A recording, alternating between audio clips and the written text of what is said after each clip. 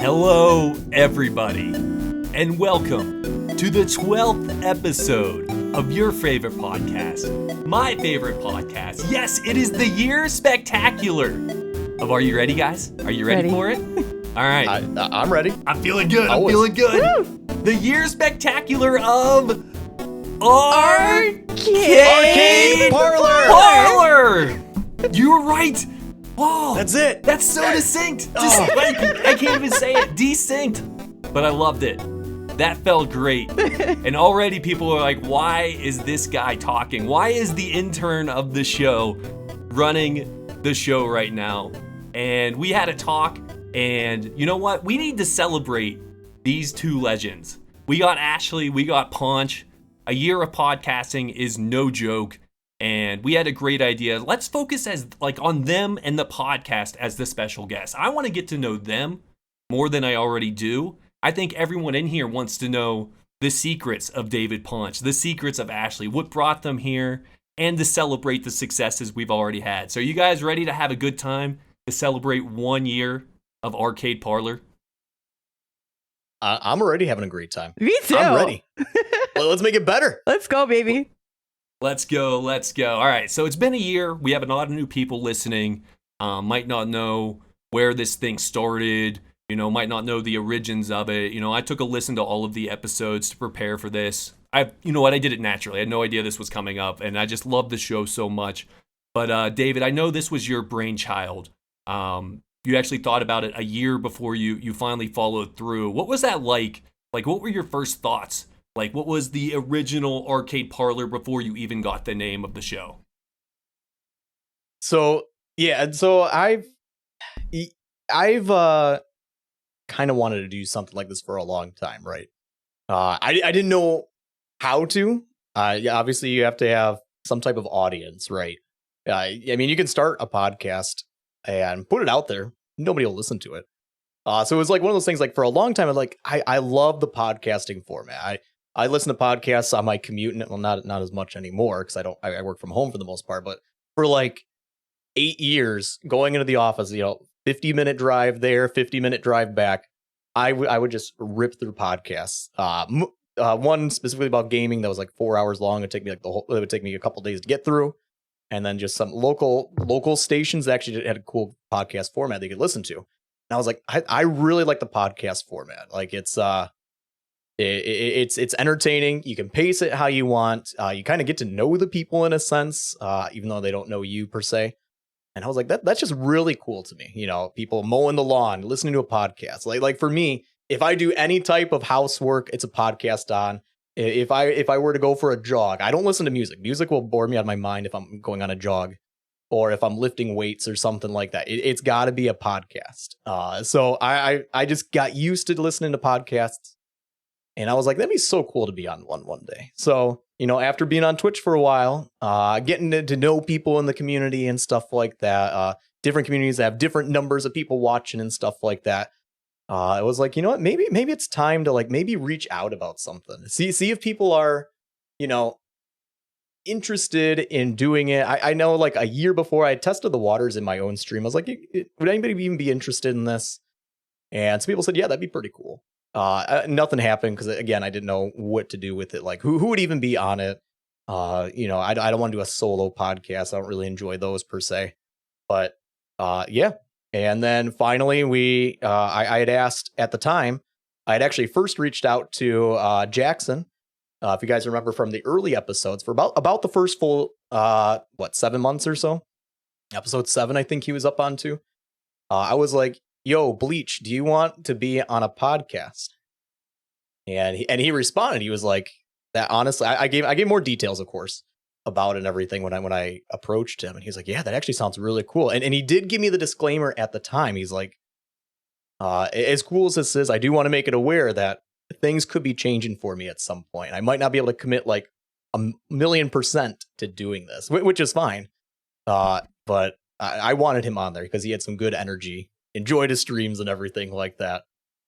What do you got, Pops? So I do. You raising your hand? Yeah. So when I listened to the first episode, I loved how you described Jackson as the high energy wild card youth that he absolutely encapsulates that. But I want to just quickly ask you, do you remember how you described Ashlee? Because I was laughing out loud in that first episode with why you picked up Ashlee on the podcast. No, I don't think. Maybe I don't think I do. What did I say? I don't even remember. We needed a lady who talked a lot. And I said that on I said that on the podcast, did I? To be fair, you said it a lot nicer, and Ashlee simplified. It's like, oh, we needed a lady who could, you said we needed a lady who could carry a conversation that everyone liked, that we're gonna have fun with, and people relate. So it's just not a bunch of dudes talking sports ball and something like, hey, let's get another perspective in here. And Ashlee just goes, so you just needed a lady who talked a lot. And you go, yep, you nailed it. Well, and I thought that was so funny. When he originally asked me to be on the podcast, he contacted me and he was like, hey, I've had this idea for a long time, this brainchild of mine to do a podcast. He's like, Bleachy's already on board. And, I wanted to see if he wanted to be a part of it. And I think before I could even answer, he's like, also, it's family friendly, Ashlee, just so you know. Because if you've ever been to one of my streams, we're very friendly, but family friendly we are not. So I was so excited. I was like, he wants me to do this? Like, Ponch and I have been friends for a long time.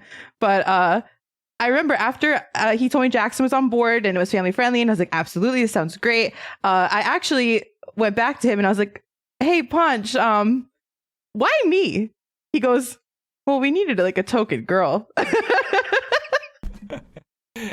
You filled the role beautifully. It was like Ponch did a great job of getting these pieces in place for, and I know you already talked about like, hey, I love listening to video game podcasts, but what you mentioned too in the first episode that stuck out with me, it is different than other podcasts. I've listened to video game podcasts. There's a lot of negativity. There's a lot of like, okay, I love this, I hate this, and they dive into the hate, and they often pick fights with other podcasters. And what I love that you created here is a podcast where we reach out and we lift people up. We say, hey, you know what? I want to focus on this dude and give him the limelight. Even though, we're all Twitch streamers, we're all in a similar community, we're kind of all in competition. But what I love it's like, no, we're not. Like, let's build it all up together and highlight these people and showcase them and keep this, like, the podcast as a positive place to be. And not only that, the parlor part of Arcade Parlor is like my favorite thing. Some of those conversations with Sherby, Tanuki Dan, Old Wolf, where we just go on a tangent about, what was it, banana Slurpees and things like that. Yes. And like, you don't get that. Like every other video game podcast, like we are only going to talk about Contra and Nintendo and Super, and it's so hyper focused, and you miss that parlor part where we can just joke around. So when did you get the idea for the parlor aspect of it? So I was inspired by another podcast of similar where they came from. It was people who were on a podcast that was specifically about gaming, and then eventually, things happen. People move on to different jobs and stuff like that, so they were no longer working at the company. And then, but three of them kind of came back together. Were like, let's just do this for the fun of it, and a similar-ish vibe, where it's about video games, but who cares if we even actually get to the video game aspect sometimes? Like, sometimes it's like video games are like 10% of what we talk about. Other times it's like 90%. I mean, it depends on, obviously, the guest who we have on here. And it just depends on our mood sometimes. Sometimes we're just like you said, we had a 45-minute tangent on banana flavored ices. And honestly, the tangents are are probably my favorite parts of the podcast, right? I mean, I love gaming. I love talking about video games, old video games, new ones. But just sitting back as friends and just talking about whatever is, I think, some of the best conversations you can have on a podcast without like any scripted, like we're going to talk about this right here, and this right here. I think that's personally my favorite parts, when just a random rabbit trail that comes off and everybody goes off on it. And it's just bizarre where the conversation leads and stuff. Like, that's some of the most interesting stuff on a podcast, in my opinion. And I think a lot of people seem to share that when I hear feedback on the podcast. Like, the biggest feedback I heard on the podcast was the banana icy. Everybody just kept talking about that. The next couple weeks. That was the best part. Or the mac and cheese. Everybody, that's the only thing that people remember from that episode was the mac and cheese. The coffee And cup. I wouldn't have it any other way. It's like those are the best parts of the podcast. And that's why I wanted like a parlor type setting where it's just like, we're friends, we're hanging out, we're having a good time. Hey, we're also playing video games. And that's the kind of the vibe I was looking for as well. Why I fell in love with it. It was like being back with my high school buddies. Every day after school, we'd go to the basement of my one friend's house. We're playing Nintendo, but we're not only talking about Nintendo. We're talking about TRL. We're talking about why Korn is the greatest band of all time and NSYNC is terrible. It's just like, it's a moment in time that we can all discuss. But Ashlee, was this your first podcast you've ever been on? Because like you have the presence of someone that's been on many podcasts. And like, was it what you expected you were getting into? What's different than what you thought it would be? So I'm not a very big podcast listener myself in any way, shape, or form. I don't really listen to a lot of like talk radio by any means. Not to say I dislike podcasts, but really like before Arcade Parlor, the only time I ever listened to a podcast was if there was a specific episode I was interested in. Maybe there was like a music artist I liked, or it was like a, true crime, something that I was super interested in. But I had no idea what I was getting into. I remember when Poncho asked me to be on it, and he not only said he needed a token girl, but he said, you can carry any conversation, Ashlee. And I'm a talker. Like even in real life, like it's not even just like a persona I put on for a camera. I can talk to anybody. Do I like talking to people? Not always, but I can. If you put me in a room with a bunch of people, I'm going to make friends in 5 minutes. It's just who I am as a person. So I like to make people feel warm and like comfortable when they're around me. So I felt like it would be a good fit. And especially with like, Jackson, aka Bleachy B, and I were so close. Such a dear friend of mine, and Poncho and I have been dear friends since I met him on Twitch. And it was two people I knew that no matter who a guest was, I would feel comfortable talking to those two people. So I had no clue what I was getting myself into, but I think that all the nerves that you get like right before an episode, as soon as we click, start recording, and we say Arcade Parlor and we're all together, it just completely melts away and just feels like so right. So was it like what you expected you were getting into, or was it just like does it take you back to like that place in the basement, or like do you just enjoy? You can't 100% be yourself because we're family friendly, but it's still your personality. I can still like, all you need to do is look at me or David in one way and like, I can hear what she wants to say. I so far have not had an issue keeping it family friendly. I definitely have colorful language on my own platform, but so far it has not been an issue. I think that the most surprising thing for me so far, has been in the kind of the interview process with others. I really didn't expect so many of the guests to open up as much as they did. Like from the get-go, everybody just kind of like, I hope that it's because they felt comfortable with us, and people from the first guest just really opened their hearts and spoke to us about like people have revealed things and name revealed and all kinds of stuff on Arcade Parlor.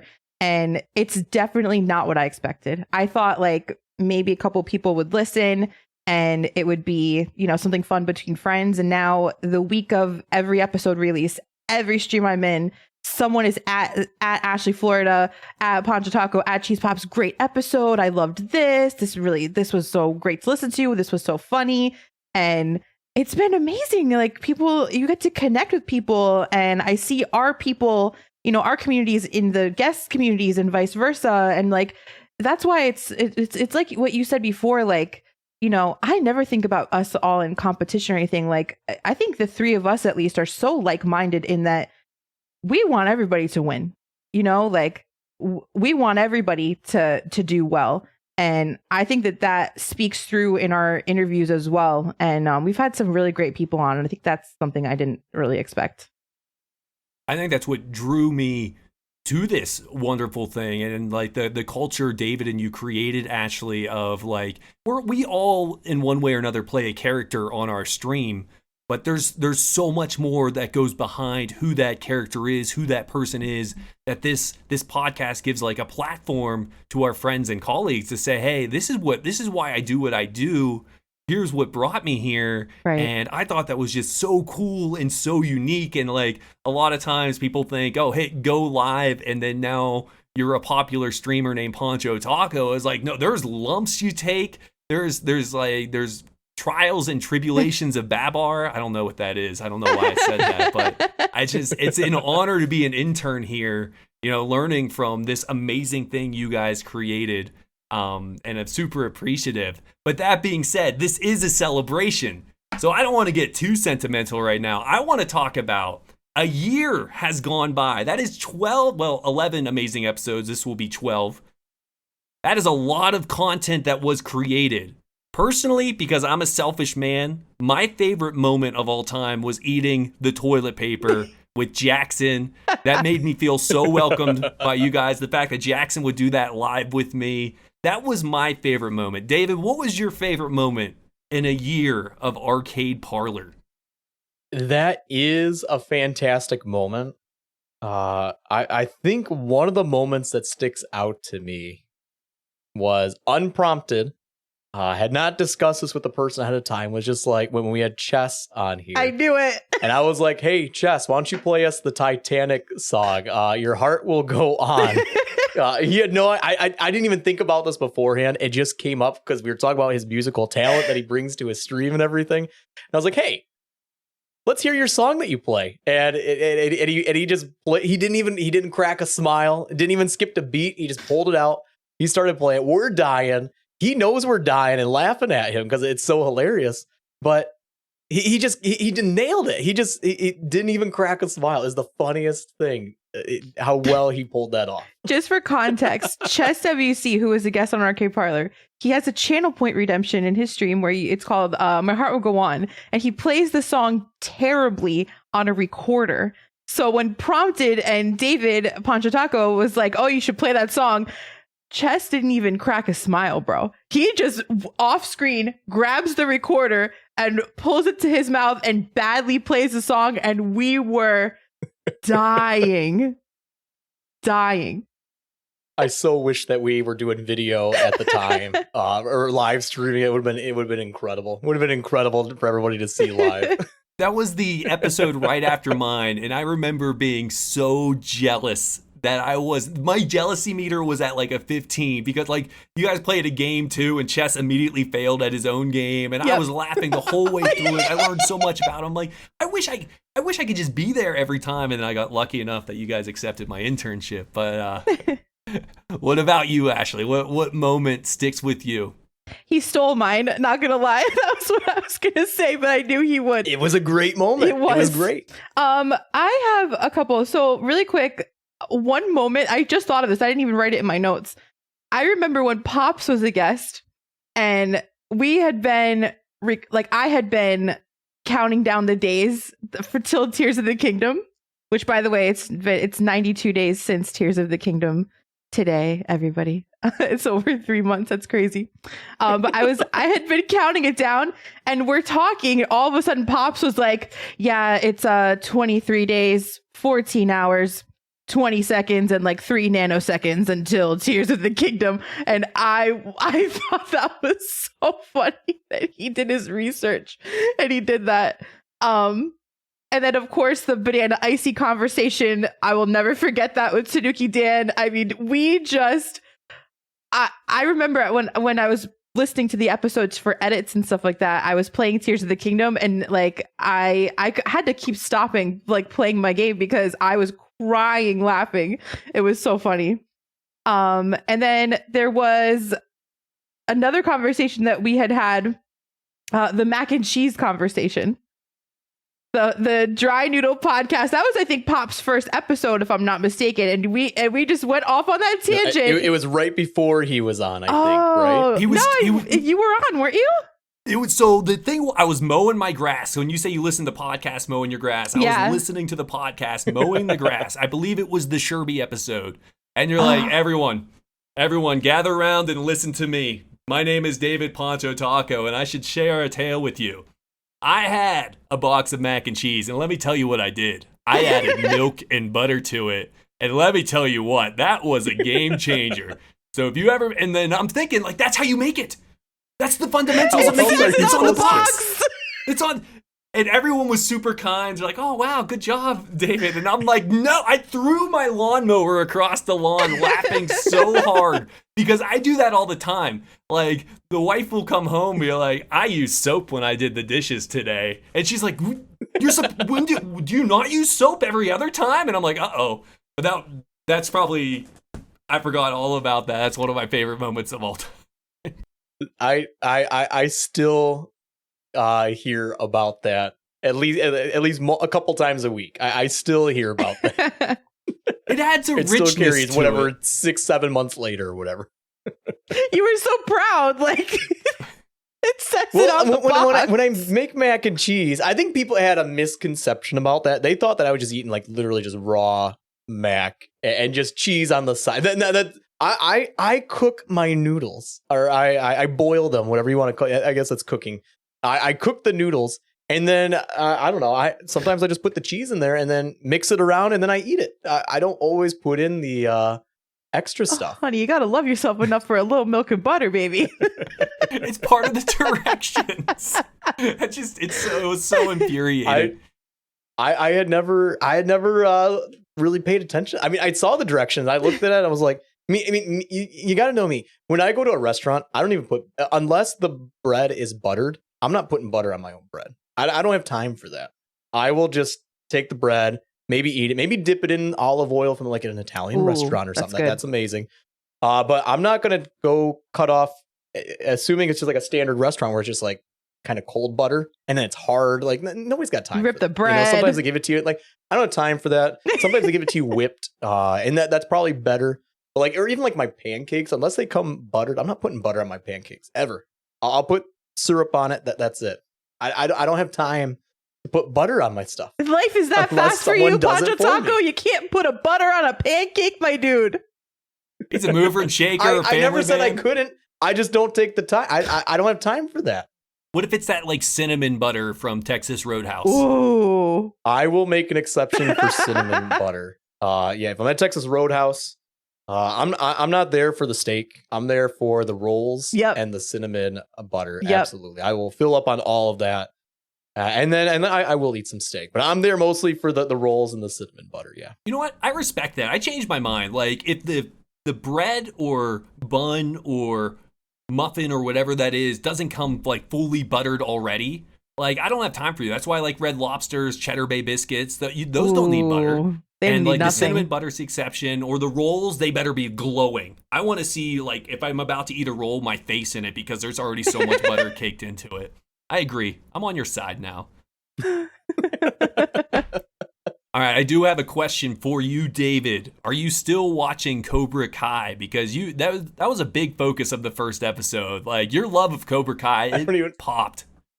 I don't even remember talking about that. Yeah, I'm caught up on it. Yeah, I've watched every episode that's available. I think the last season is coming soon. I don't remember when the date is.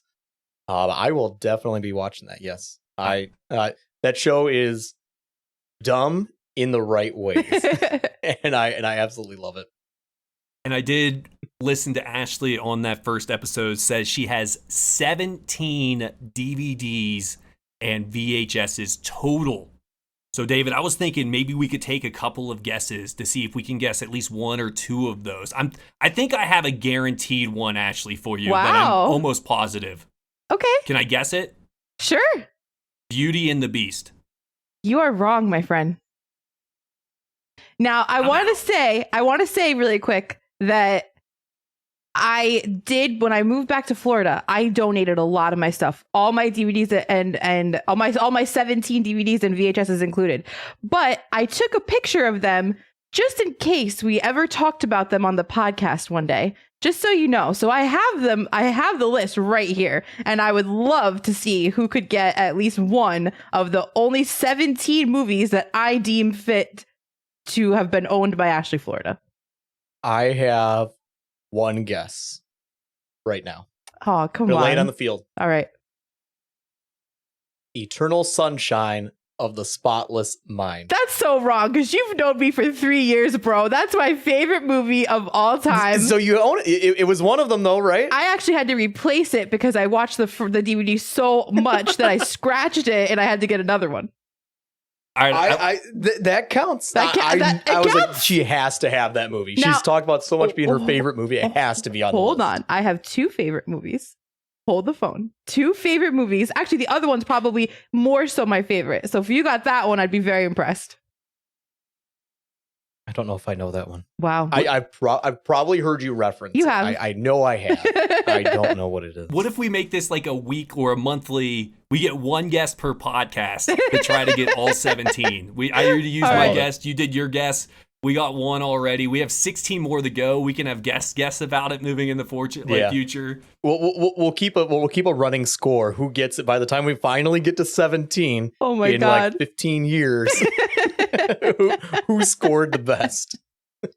So before I move on to the surprise quiz I have for you guys, yes, because who doesn't like a quiz in their Yay. podcast? I was wondering, Ashlee, David, Ashlee, I'll start with you. What are your hopes for the podcast moving forward? Like, what's something you want to see coming in the future? Do you like the status quo where we're at? Like, what are your hopes for the future of the podcast?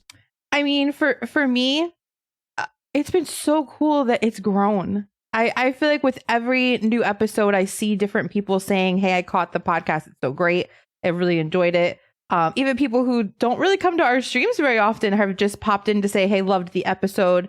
So of course you want to see like an upward trend and stuff like that. And just where we're at now from a year ago is I never even thought we'd get here. And I'm so proud of everything that we've done and how hard that all of us have worked and stuff and promoted it and talked about it. And the community's been so accepting of it. So I think like the only thing really, I have a couple of dream guests for sure that I mean, like I would love to have on that I've thought of like for the last year, like proposing to ask and stuff like that. But other than that, I'm so proud of us. I hear things like your podcast helps me get through my day. And, you know, I was in such a bad mood today and I listened to my favorite episode of the podcast and it just brightened up everything about my existence on that day. And that to me really is like why I sit here. I adore you both. I love the conversations we have. The guests that we've had have been amazing. So as long as we keep making people happy and growing and we're continuing on the trend that we're on, like I couldn't be more thrilled for the future of Arcade Parlor. Good luck following that up, David. Yeah. The future of the podcast. I think that was the question, right? Yeah. Yep. What am I hoping for, or what am I aiming for? I mean, probably similar things, right? I mean, obviously continued growth. We love to see people coming in on the live stream. When we go live, just seeing people chatting already. Excited to see what's gonna happen. Continue growth in like the downloads and the statistics that we're able to see, which has been growing regularly, which is awesome to see. And then I also do have people that I'm hoping that we can get on the podcast one day. That we'll be able to talk to, and I would love to see them on here. I think it'd be some amazing events for the community to have them on here. Haven't reached out to them in any capacity or anything, but there's a few people I have in mind that I think would be absolutely awesome to have on here. And I know the listeners would love it. I know listeners would love it, especially if you're plugged into like the Twitch aspect of everything. I know maybe not all listeners are regularly on Twitch and know all these usernames that are of people that maybe we have on guests and stuff, but it's a great way for them to get to know these people. And then I'm hoping I'm hoping that we have some big moves coming up here that I'm super excited to share about at some point. I'm loving going on the ride with you guys, like the Arcade Parlor plays, going live, and having people watch us do the thing live and know it's like they're not editing this. This is just a natural conversation about Slurpees that comes up with like just friends being friends. I think it's been so much fun, and I really appreciate the ideas and moving forward. But with that being said, a year is a long time, but it also goes by really quick, right? You blink, a year's gone by. But I want to take you back to that fateful day of the very first Arcade Parlor podcast. And I have, what were you doing a year ago today? So Pancho Taco, You mentioned a game you were playing off stream a year ago on the very first podcast. Do you remember what that game is? Feel free to phone a friend, specifically that friend being Ashlee. Let me think about this for a second. I was playing a game off stream in August, September time. And it was the very first episode. I don't think it was Elden Ring yet. I don't think it was that. I don't think so. It might be. I have an idea. Is it Uncharted 4? No. Okay, one more. No, it would not be God of War 3. I talked about that like right before my daughter was born. That was in November. No, it wouldn't be that. All right, Ashlee, can you save them? Do you know, Ashlee? Vampire Survivors? It was not. The answer to the question is Peggle. You were a big fan of Peggle. Oh, that's because right. Of the Peglin. Peglin? I think it was Peglin. Yeah. That's my handwriting. A game you described of, I don't have time to play video games, so I could pick up and play and just enjoy the ride. I had the right idea though, because right. I knew something that was kind of going to be like a roguelike or something, because we talked about like all that stuff and how like you're a dad, so you needed something like super quick that you could just do and like play and go. Mm-hmm. That's it. All right, Ashlee. Roguelikes are great for that. Yeah. Same question for you. What game were you playing off stream a year ago today? Oh my God, what the heck was I playing a year ago off stream? Breath of the Wild?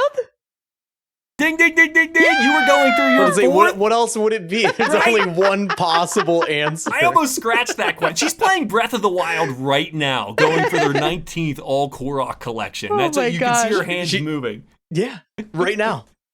All right, Poncho Taco. What about on stream? What was going on Poncho Taco at Twitch / whatever? I don't know the phrase is, but what were you doing on stream during the first podcast? Well, I think Mario Maker 2 is part of it. Did I probably had something else I was doing on the side. I don't know if I would have said it, but I regularly GeoGuessr. That's on there. On what I play weekly. Mario Maker 2 in September. I was probably talking about my October plans at that time, but I wasn't there yet.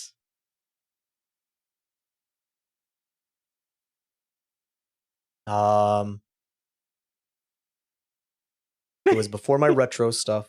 Do you want a hint? I have no idea. You want a hint? Oh yeah, let's hear a hint. You 100%. Wait, Ashlee, go ahead. No. Go ahead. You 100% of the game.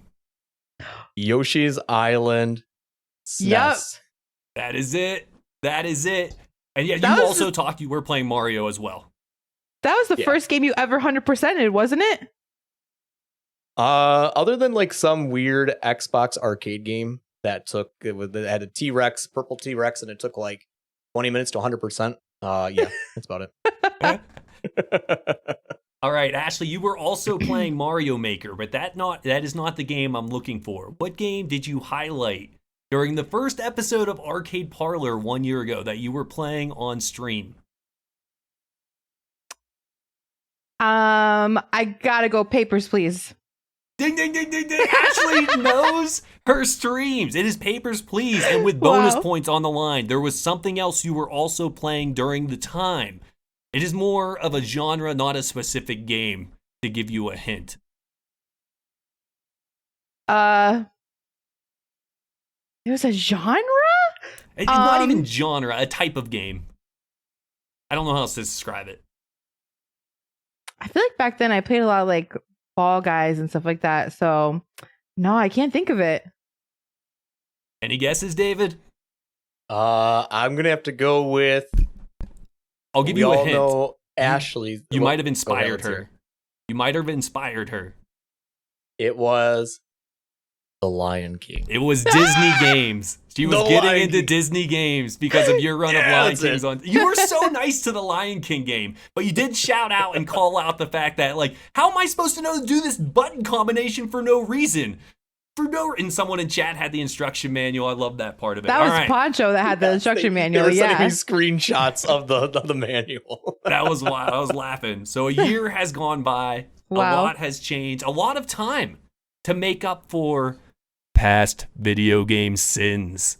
Oh. Do you remember, Ashlee, what your video game sins were? And have you rectified and showed penance and actually played said games? Was one of mine James Bond? GoldenEye is. Yes. I have since played GoldenEye because it came out for Switch Online, and when it did, Chess WC had me as a guest on his stream, and I played the game for the very first time ever this year. You are forgiven. Do you remember what your secondary sin was? Gosh, there's so many games that I never played, and I can't think. That was my big sin back in the day for sure. The other one escapes me. How have you never played a 3D Mario Brothers? Wow. I played Galaxy. 64. I forgot about that. I did play 64.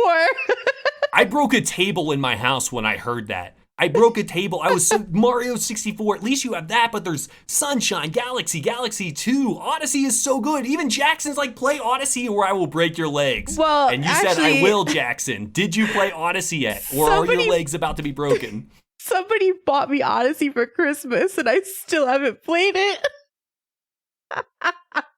I quit. So good. It's so good, I too. played SM64 as a child when it came out. I 100%ed the game, never touched it, which is funny because I love watching people play it or speedrun it or whatever. But any other 3D, I actually own a bunch of titles of 3D Mario games. I think I have 3D World and whatever. Never have I played a single one of them. For how big of a sin that is, and you are not forgiven for that. Okay. I think Poncho Taco has committed an even greater sin. A game that is on the top 5 of 99% of gamers' top 5 list. Maybe the best and one of the most amazing series of all time. Hasn't played it as of a year ago. Have you rectified that? I have not. What is I know it? what game you're talking about. It is A Link to the Past. Oh. I've not beaten that game. It's not A Link to the Past? Oh, it is. It is. I'm just so disappointed Okay, in you. you're shaking your head. I was like, did I say something else? It's A Link to the Past. I've never beaten it. Devastating.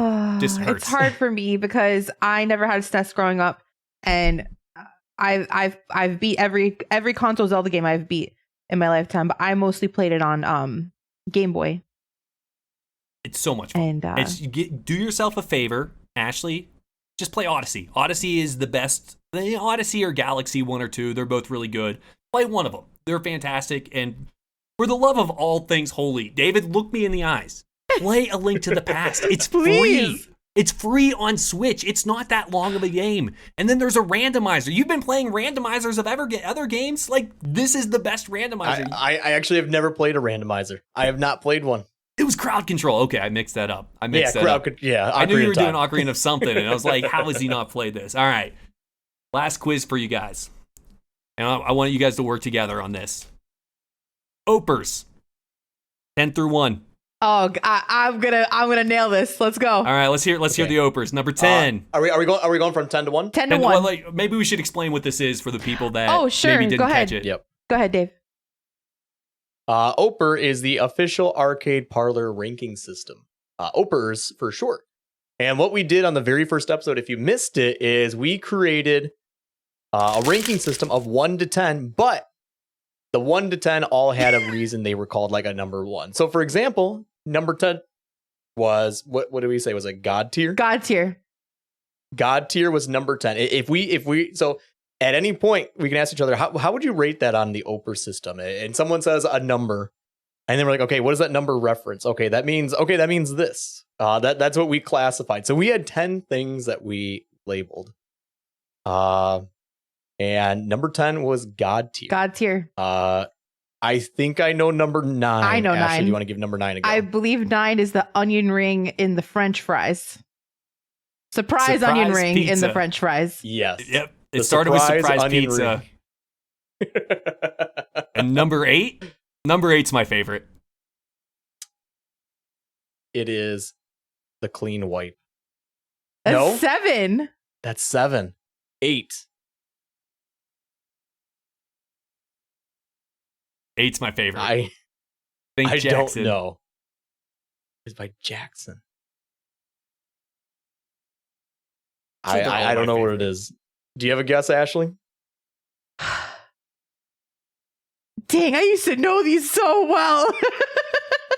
It was Jackson also. Oh my gosh, what would Jackson call something amazing like a number 8?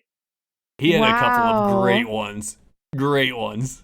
I can't think of it. I'm under pressure. Me Enjoy. Of course, Oh, me it's- enjoy. It's a me and Joy, number 8. Oh, I loved it. I loved it. And then you guys got the Houdini wipe for number 7. Yep. Do you remember number The 6? clean wipe. Was number 6? I'm It raising is- my eyebrow now. Yep. Yeah. It was very specific. It has to be Yep. now. You got my eyebrow going The up. one, like, oh, you got me interested. I know Number 5. is Number another. It's a 5 is great one. a gray piece of paper. No. Close. That's 4. No. That's 4. Eggplant. That's 4. Eggplant is 5. Eggplant. It's at Yep. the store. It's not interesting. You don't exactly know what to do with it, so you just kind of leave it.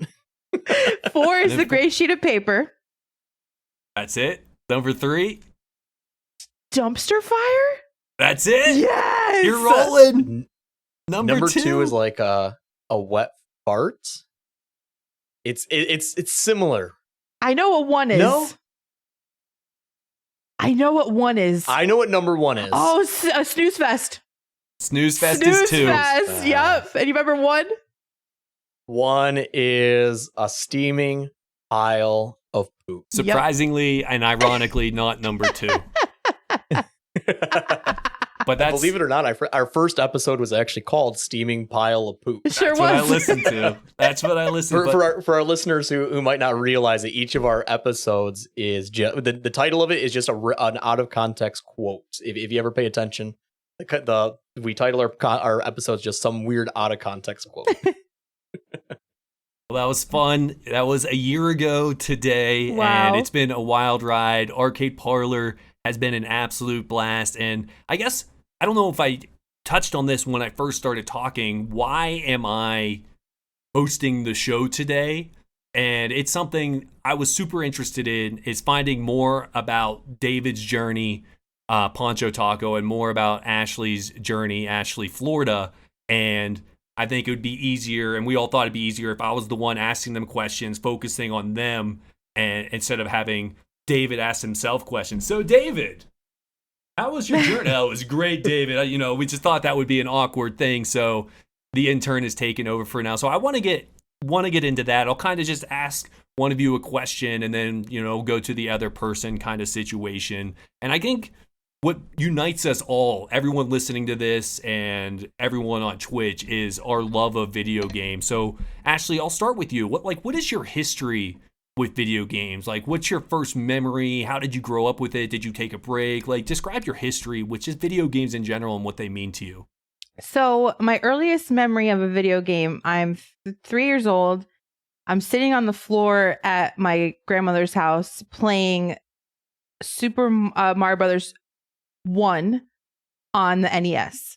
And the games that really stick out to me, like my earliest memories, are Mario 1, Mario 3, Duck Hunt, Mrs. Pac-Man, and even Zelda 1 and 2. Like, I didn't even know what I was doing, but I remember being 3-4 years old playing Zelda and just loving it so much. And I just never stopped. My parents were really cool about it because I was still like the kid who always went outside, and I always like had a lot of friends and stuff like that. But I wanted to be in my room playing video games all the time, and they were really supportive of that. I have a picture that's very popular. I show people all the time. It's me at 3 years old holding up my Super Mario Brothers 3 cartridge. I'm like all excited about it, and I like look exactly the same now when I play the same game. It's so good. So I always had games. I had 2 parents' houses, so I would have a Nintendo at one and my Sega at the other, and I took really good care of my games. I had a lot of younger siblings, so like I never wanted like my stuff to get messed up, and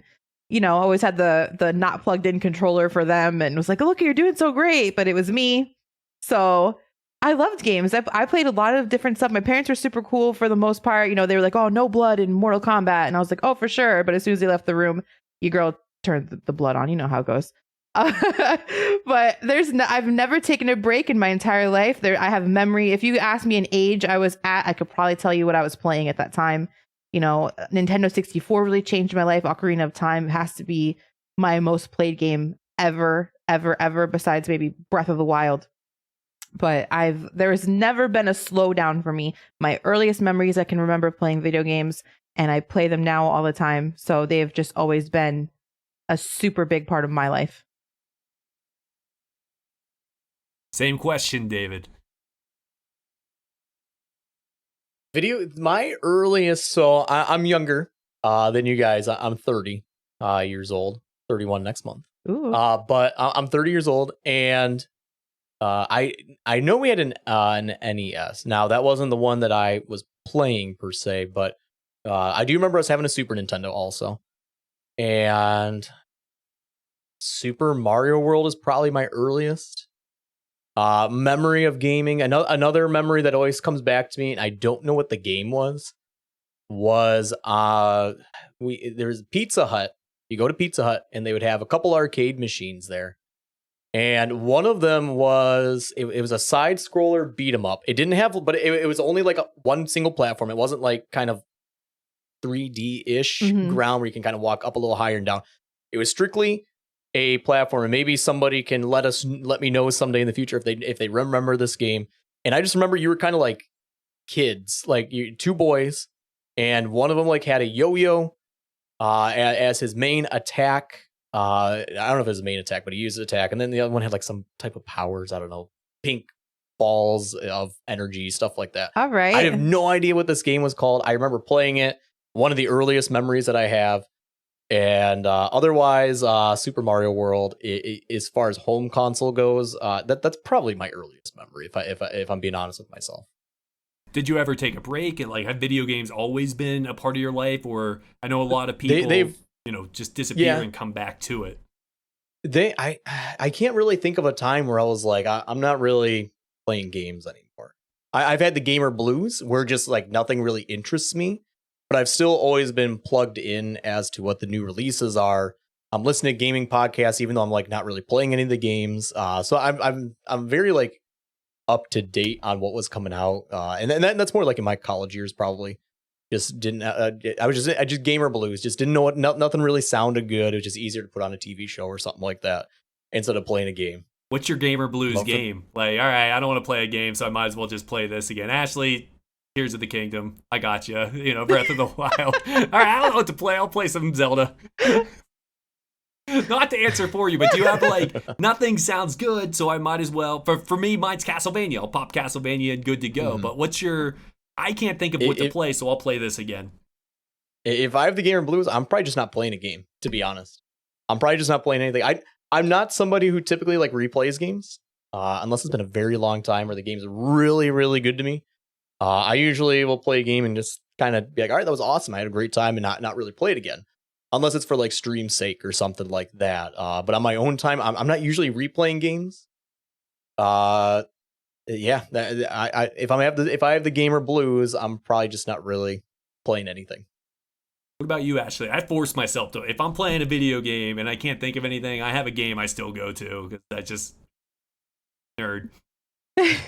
For me, I like replaying games. I love replayability, and I like going for 100% of games when I play them. If I'm really enjoying it, or if it's obviously a Zelda game. But if I'm bored on a night and I just have time to game, and I have two running games. I have a running game in Breath of the Wild that I'm so close to 100%ing in my fourth playthrough of Master Mode, and then I'm also playing Tears of the Kingdom, which I actually haven't touched in a month.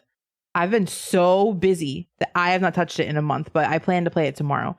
I have a day off. It's gonna be awesome. But yeah, if I have a day, I'm either playing probably Breath of the Wild or Tears of the Kingdom, or I like going back on the Switch online, and I'll play old NES games all the time. I've talked about Wario's Woods many times in the podcast. I've played it on stream.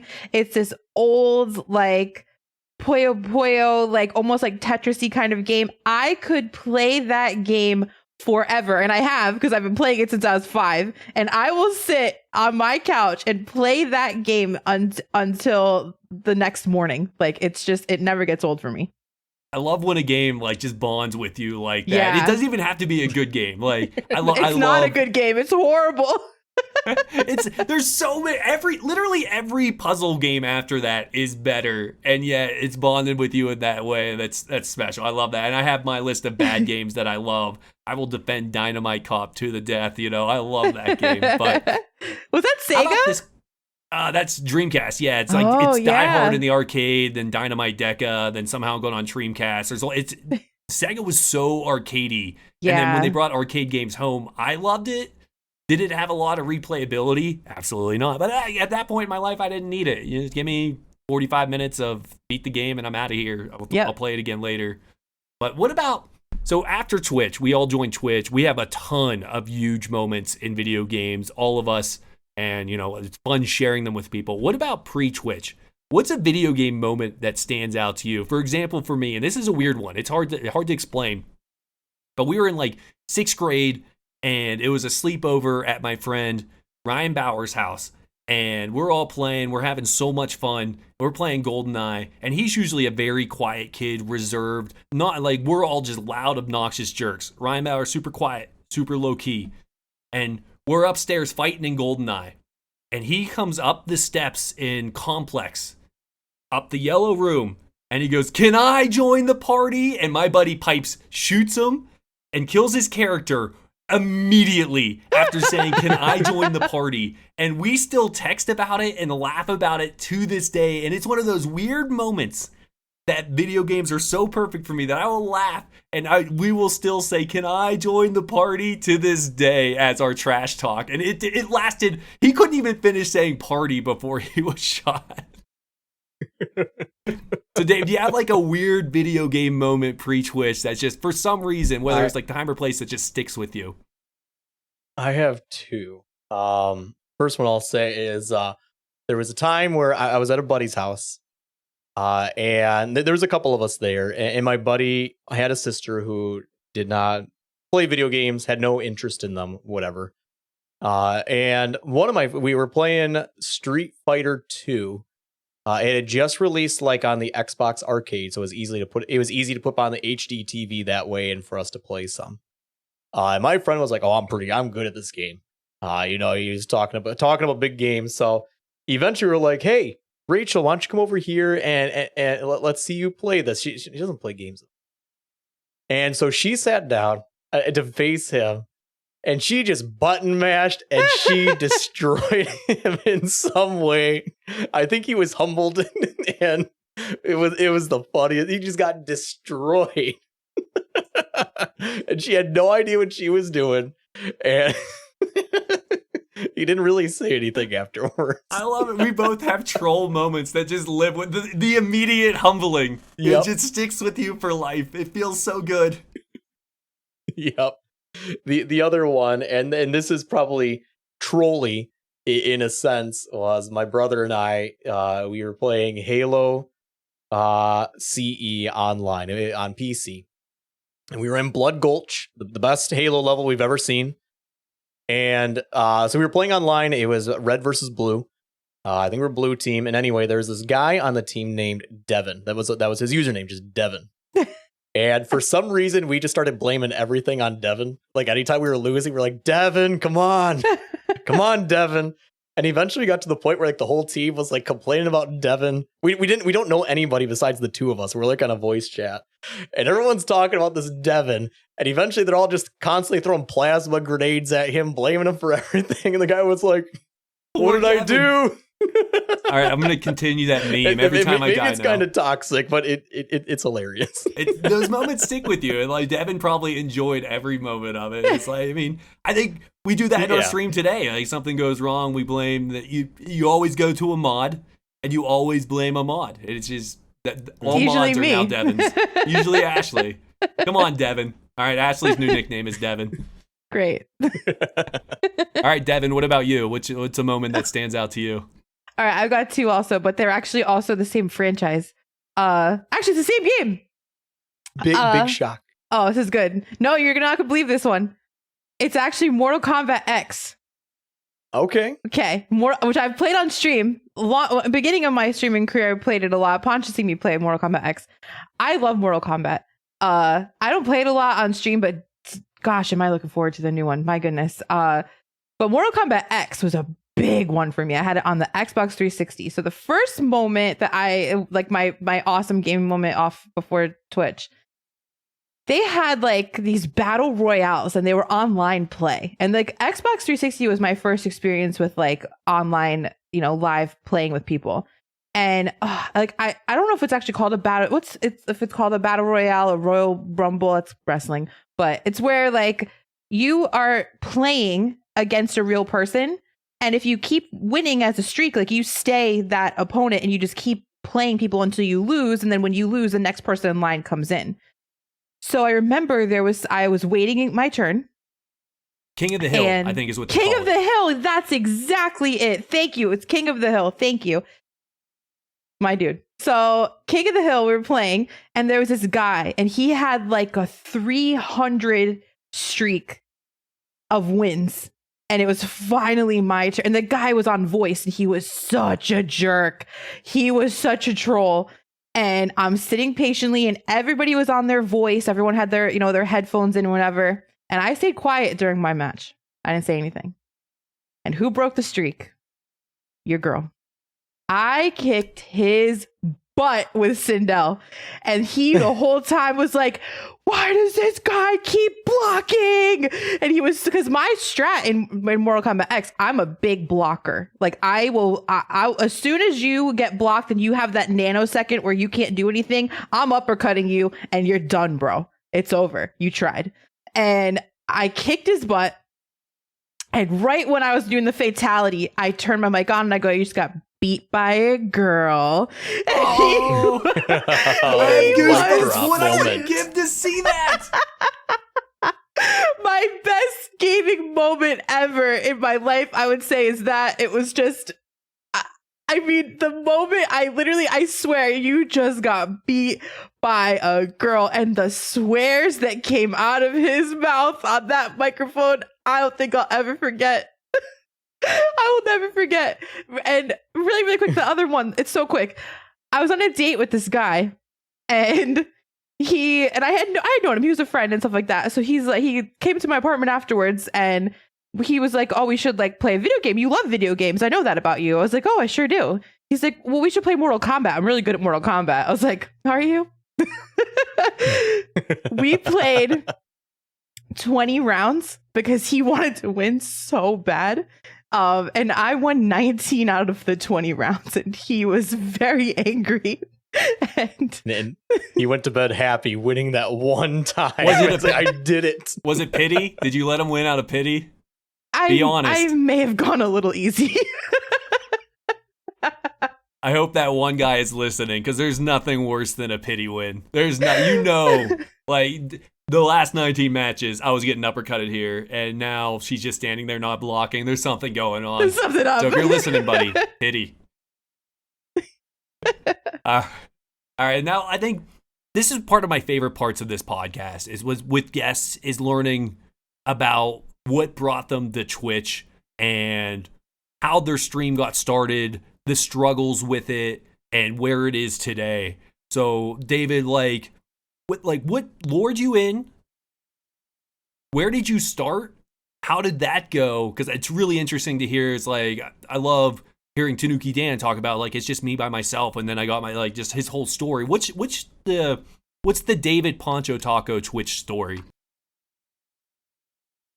I've always it was before even I've had a Twitch account since 2014. I never actually used it probably till 2018. I used it back in 2014 a little bit. I didn't see the appeal to it yet, so I only watched it like maybe less than a week. I used it, then I never logged in again. At the time, I didn't see the appeal to it. Fast forward a little bit later, and I started getting into watching a lot of a site. Sure, some of our listeners have heard it. Maybe even you guys have. If you're familiar with giantbomb.com. And I started really liking their playthroughs of games, as well as they have one of the biggest video game podcasts out there, and I really liked what they did. And so I was like, man, that'd be awesome to do something like that. And so I just kept watching them, listening to them for a while, and then eventually I found Twitch in 2018 again.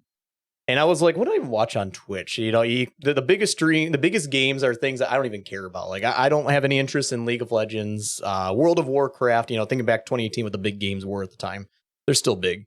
But I was like, what are people? I was like, okay, I like Smash Brothers. So I started looking at Smash Brothers, and I was like, all right, I'm not feeling it here. This is too competitive for my interests at this point. And then I was like, okay, what? And eventually I came across SMW. And I was watching, I was like, what is this? This is not SMW. What are these levels? What are these people even playing? And it didn't make sense to me, so I left. I was like, I'm not going to watch this. I don't know what this is. And then eventually I came across Mario Maker. I was like, what weird thing can somebody possibly play with Mario Maker? I mean, I didn't know anything about Mario Maker. I didn't realize there was much of like an online sharing element. I thought it was just like making levels, and I was like, okay, you can play your own levels. That doesn't sound very exciting to me. So I came on there and I started watching it. And I pretty much just sat in that category for way too long, not watching anything else since 2018. And eventually 2021 in March is when I decided, I was like, let me try this. Let me see what this is. I didn't have any good setup. My computer was built in 2012, so 9 years old. And I hooked up my PS4 at the time. I had a game capture card. I was using a little headset. There's old clips. I think one of my top clips is from those days. And I booted up Enter the Gungeon. I played that for a while. One of my favorite games of all time. And yeah, it just kind of took off from there. Just started, visiting other people, hanging out, having a good time. And that's kind of where eventually, obviously, I started playing Mario Maker 2 a lot. Primarily focused there. These days, not so much. But I spent a lot of time in that community playing a lot of stuff and having a great time. But that's kind of my story. I don't really, that's it. It had some inspiration from outside of Twitch. That had nothing to do with Twitch. And eventually, I was like, I don't know. I kind of want to do something like this. I don't want to start my own company in any fashion, obviously. So I was like, what can I do just to hang out with? 10, 15 people, whatever. I wasn't looking for the numbers. I was like, well, just some cool people to hang out with while I play a game or something like that. And eventually it just kind of turned into this. So that was your goal getting started. Like, hey, I want to have fun. These people are making it look fun. I want to be a part of that fun. That's what drew you in, specifically Mario. And you're like, oh, okay, I get it now. The community, people making fun of you making fun, like that whole thing brought you in. So it was never like, oh, I think I can, it'd be nice to grow up and be this huge profitable thing and have it take care of, but that was never the original goal. The original goal always started for David Poncho Taco, like, let's just have fun here. Yeah. And that's still my mantra. I personally don't have any reason to ever make this a career. I'm on there to have fun. I'm there. I don't care how many people show up. And cheer me on or whatever, have a good time, meme with me or whatever. I'm not trying to make a career out of this. I have a very fulfilling career outside that supports us very well in what we need and everything. So this isn't like a need for me, but I just have a lot of fun playing what I'm doing. And obviously I don't complain if people want to support me in that and doing that type of stuff. That's totally awesome and amazing to see that people support people that they like to watch and stuff. But no, ultimately I'm doing this just because I want to hang out. I enjoy playing video games. I don't get to play them as much these days with kids. So it kind of also helps me silo off a little bit of time that I can be like, hey, I'm going to play some games tonight. Have some fun. So question with that, because you always make it look fun. I think the good streamers always make it look fun. And you were definitely one of them, David. But what is the most infuriating moment in your Twitch career where you wanted to pull out your hair, flip your table over, and Macho Man elbow drop from the top rope through your computer? Ashlee's gonna know right where I'm going. I with know this. 100% what you're gonna say. One time I was playing Mario Maker 2, and I'm a chill guy. Nothing really gets to me. Nothing really gets to me. You can come into stream, call me the biggest idiot in the world. I'll just be like, whatever. I don't care. I'm having fun. I don't really care. As long as you're not insulting the other people in chat, you can insult me all you want. That's all. I don't really care. And I was playing. I don't do it anymore. I know you do it a lot, Pops. Viewer levels. I was doing viewer levels one time. And this guy came in, hadn't recognized him. And he was like, hey, do you play troll levels? I was like, not usually, but I'll try. I'm not a big fan of troll levels, but I'll play it. And then, the queue was kind of small or whatever. I was like, sure, I'll give it a shot. So I started playing his level, and it took like 45 minutes to get through. And I'm like, I hate this. Inside, I'm like, I hate this. This is the worst thing I've ever done. And as I'm playing, the guy's probably giving me hints along the way, because I'm pretty dense when it comes to troll levels. Like, I just don't see the answer. Even if I die 15 times with the same thing, I still don't see it. So I finally get to what I think is going to be the end. And I go through a door, and suddenly I'm soft locked. And written in coins, written somewhere, suddenly it just said like 2-player. I'm like, what the heck does that mean? That doesn't help me at all. And then lo and behold, the guy in chat's like, all right, send me a friend request and I'll help you beat this troll level. Like, the troll level was designed that you have to play with a second player to beat it. And I didn't know it for 45 minutes. I'm playing this. And the guy's like, he's like, I was just like, I just wasted 45 minutes playing this terrible level. And now, like, the way, because it's designed, obviously there's a way for somebody to beat it one way, but it's always like super precise in order to get there. And you don't know how that is. This is before like viewer level was a thing, or I knew about it even.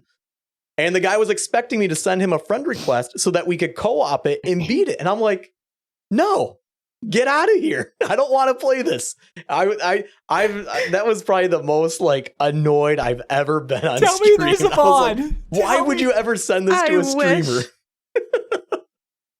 I was at Poncho Taco's first stream. I will be at his last. I have watched this man stream for over 2 years, and never have I seen him get angry, except in that moment. And the things that came out of your mouth, I will never forget, ever. I'm dying. I can't breathe. Show's over. Oh, the audacity. I've never been that annoyed or upset at anything on Twitch in my life. Oh, why does that make me happy? That makes me so happy. Oh my God. We got to bring it back. We got to bring it back. Okay. All right. David. I'm so sorry. Can you play my level now? Invite me as a friend. Let's go. It's the only way to beat it. It's like, all right, 45 minutes. Thanks for nothing, buddy. Thanks for nothing. All right, you already said, you stream for fun as a chill place. How would you, like, let's say people only know you through the podcast. Like, what kind of atmosphere is your stream? Ashlee and I know it. We're there all the time. It's fun. But, like, what kind of vibes are you going to? When you hit go live, what is your goal for each and every stream vibe-wise? Vibe-wise, I would consider the stream to be PG adjacent. I wouldn't consider myself full family friendly. I won't shy away from. I personally don't care what people type in chat. Just my mantra, just the vibe of my channel. I'm like, people are pretty much adults in here. They can chat how they want, as long as they're not being blatantly offensive to somebody or insulting in some way. Do what you want. You're adults in here. I will censor myself. In a way. To an extent, of course. Like, I'm not gonna be like hardcore cussing or anything like that. But the rest of the vibe is I don't know. I guess fairly chill. Just hanging out, playing games. I'll get mad sometimes at games. I'm not afraid to yell at a game or something like that. Not often, but I'm not afraid to yell at a game. And stuff. Yeah, I think that's the stream. You nailed that vibe every time I go in there. It's friends laughing together, making fun of games together, having fun, and periodically playing 2-player troll levels together. And it's so good to be there. Sorry. There's also Ashlee, I've told you the term. What is the term I also call myself? I call myself like professionally. What's the term I use? Professionally Jank. Jank, professionally jank. Like my alerts are not anything like amazing, but I do them in my own spin where they're just like really dumb in my own sense of humor. And no, I mean, I make sure the quality is always great. Like quality, audio quality, visual quality is always top notch for me. But like as far as like dumb alerts, I just want the dumbest thing. I'm like my resub alert is me singing with some weird like looping and stuff like that. Like it's just dumb, janky, professionally done at the same time. So, dumb like, humor is like always how you describe it. Like you always say it's like dumb humor and like professional jankery. Yep. That's how I make sure the quality of it comes out good, but it's really dumb. Always so much fun. Always so welcoming. For real, if you've not been to a David Poncho Taco stream, go check it out. And you already said it. That last question. The goal is to have fun. Grow the stream. That's not the priority though. It's always like, hey, I'm in it for fun and to have a good time. And I think that's awesome. And it definitely shows every time you're there. Priority is chill fun. And you're killing it, David. And I really do. I think everyone in your community appreciates at night when we're winding down, there's David just hanging out playing a video game with a smile, puts a smile on your face. I know I always have you on when I'm resting my eyes at night, so really do appreciate that. But Ashlee, Ashlee, it's time to learn the history of Ashlee Florida, not Rhode Island anymore. That was a year ago. But what attracted you to Twitch? What was the first thing that got you interested in? I feel like my Twitch story is so much longer than David's, which I'm sure comes as a shock. But am I going to just tell the story? Just dive right in. Let's do it. Okay. That's what the people are here for. They want to know about you, the behind the scenes. Like just go with it. No one. I first discovered Twitch. I was dating somebody that was super into Twitch, and he at the time was super into Mario Maker, and I was watching and I was like, this is pretty cool. Like I've never seen this game before. I didn't even know there was a first Mario Maker, never mind a Mario Maker 2. And when I first started watching Twitch, what really attracted me to Twitch was speedruns. And I saw the Super Mario 64 speedruns. I was like, this is so cool. And I started watching Barbarous King. I started watching Orator. I started watching Slade. And those were my 3. Those were the only places I watched during the day. But then I started watching some speedrunners. I would watch like Small Ant a little bit. Link is 7. Tons of the huge streamers that did speedruns, and I was super interested. So I started thinking to myself, like, I would love to stream. I feel like I could do it. Like, there was this old website back in the day. It was called Stick Cam. And it's nothing like weird or adult. It was just like you could have a show on there or whatever you wanted. No one really did video games. It was more like a talk show. I used to play music back then. I was like 19. I didn't know. And it was just, it was safe and there wasn't anything weird going on. And I would just talk to people and it was a good time. So like I had good memories of that. And I was like, but if I stream, I was like, I want to do speed runs. Like I want to get a world record. Like that's what I would want to do.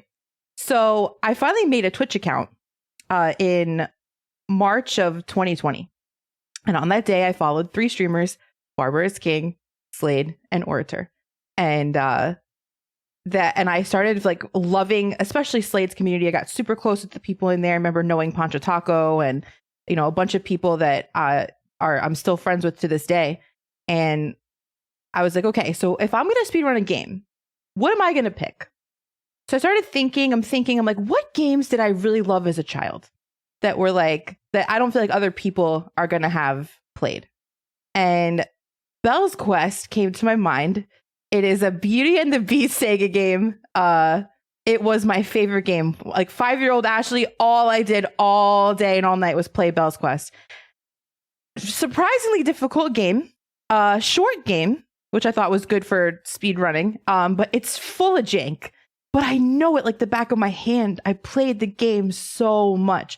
So I was like, how would I even go about doing this? So I learned, at the time I was emulating, and long story short, I practiced for 3 months before I ever turned my stream on. I practiced.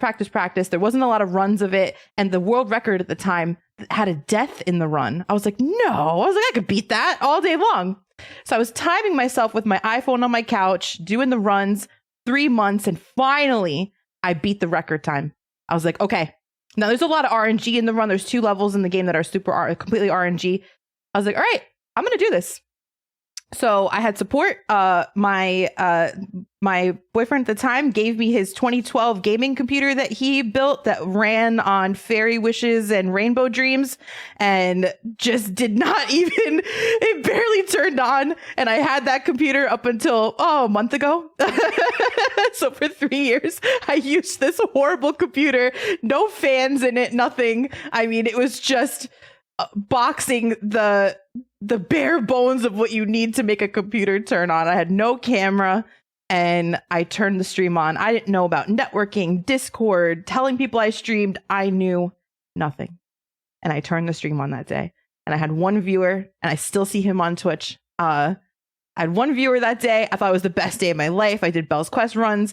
I didn't even make it an hour. I think I made it like 50 minutes, and I was so nervous. I was like, I'm overstaying my welcome. It's time to go. So I turned off the stream, and I came back a couple days later, and I had 2 viewers. It was awesome. And Growth, baby.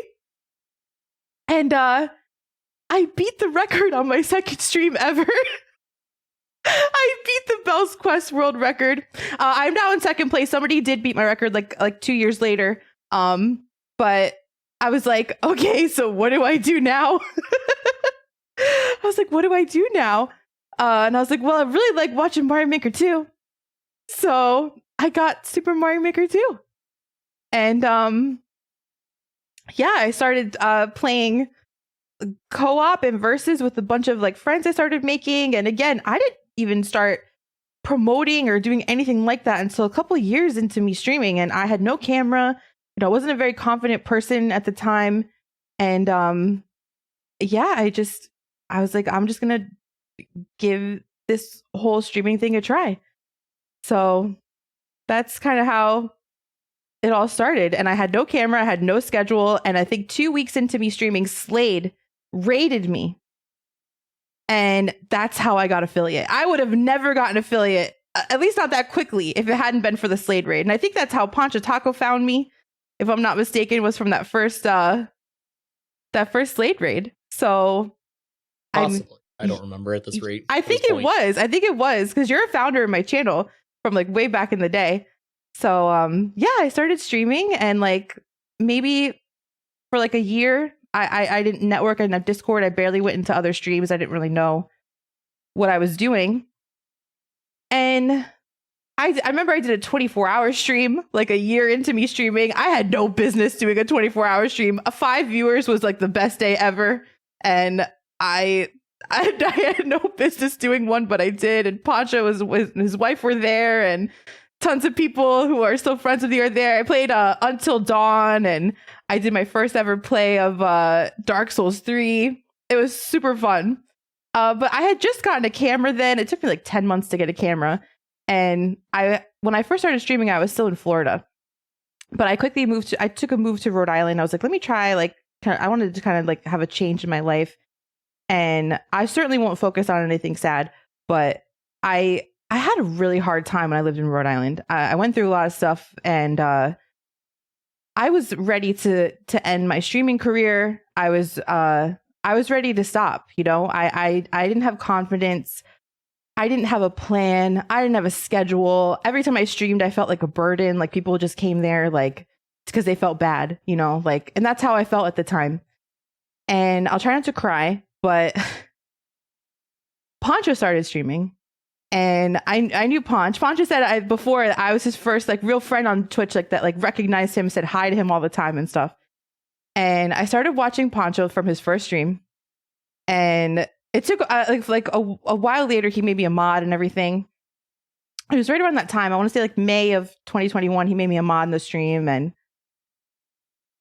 I struggled in like real life with belonging and like having a sense of like being in a group that cared. I never felt anything like I did going to a Pancho Taco stream. Like everybody there, hi Ashlee, oh my god, Ashlee's here, she's here, it's Ashlee. You know, I felt so loved, and there was, to this day I still feel that way. I never miss a Pancho Taco stream. Like I love being there, and not just because he's a dear friend of mine. Like I want to be there. And, his stream like really made me change how I felt about Twitch. I was like, these are beautiful people that I've had the opportunity to get to know. And I started like, I saw how Ponch did things. I was like, he has a schedule and he does things so super professionally. And even though it's like fun and a good time, like he just kind of got it right. And he really influenced me in a big way. He was always like, hey, if you need help with something, I got you. And so that summer was like my second year stream. I remember feeling so much pressure. I was going to leave Twitch. So I said my 2-year anniversary stream, I was like, guys, listen, I'm going to stick it out. I'm going to do Twitch, but I'm not going to make a schedule. I can't do it. And from that day forward, I had a schedule. The next week, I streamed Tuesday, Thursday, and I never stopped. And I eventually added the Saturday. I just basically was like, I'm going to stream the opposite days of Pancho Taco. And that's what I did. And I said to myself in 2023, I'm really going to try. I'm going to make a TikTok.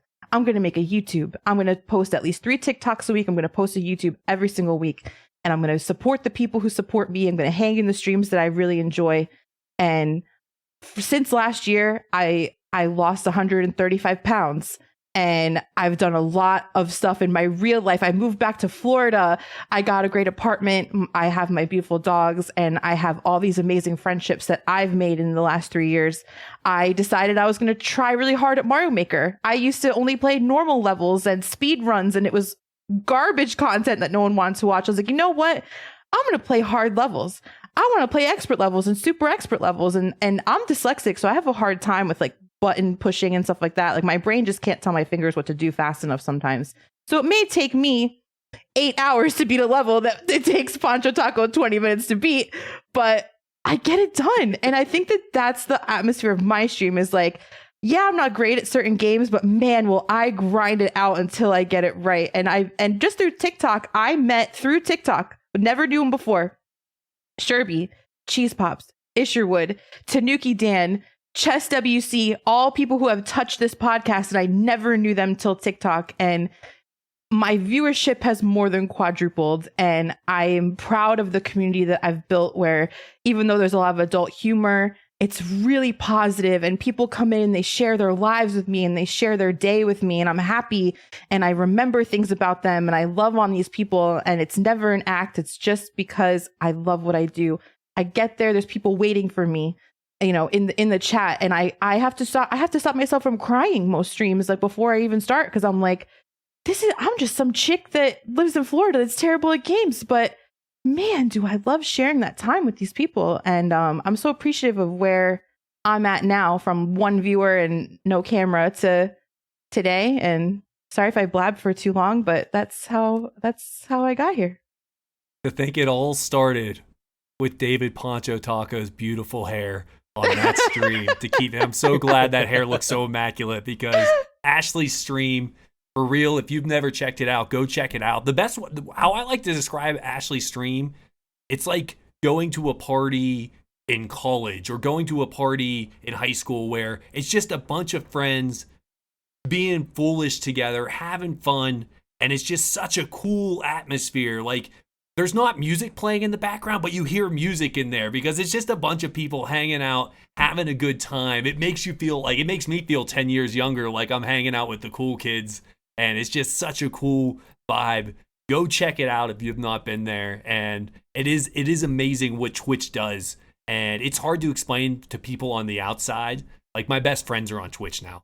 Like, that is what it is. My family's on Twitch now. And like, not my blood family, but like my new family. Like, the amount of support when we're down, I can reach out to David. I could reach out to you. Or like just things like that. And like, you get to know people so well, especially like with the camera. Like, you can see, if David has one hair misplaced, I'm like, all right, something's wrong. We got to reach out because he's having a tough one, because that's normally immaculate. But it is such a beautiful story. And like, I am so glad you found David. I'm so glad you kept to it, because you have something very special going, both you and Ponch. And I can't imagine my Twitch without, like, life without it. And the fact that the podcast came from that, now I get to be a part of that. It's like, we're this weird family, like, we're all very different, but also like, holy smokes, do we get along, and how cool is that?